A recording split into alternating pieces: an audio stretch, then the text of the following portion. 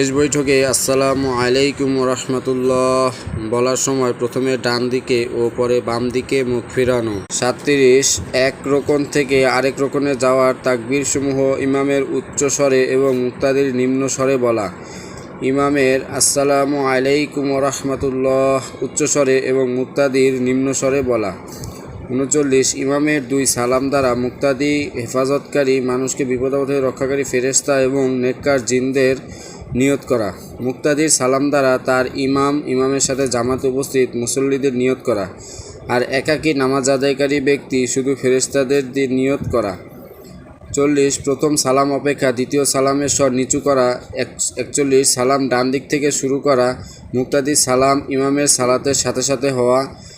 মাসবুকের যে ইমামের সাথে শফাআত পায়নি তার জন্য ইমামের দুই সালাম থেকে অবসর হওয়ার অপেক্ষা করা। যদি মাসবুক তার নামাজ পূর্ণ করার জন্য ইমামের দুই সালাম থেকে অবসর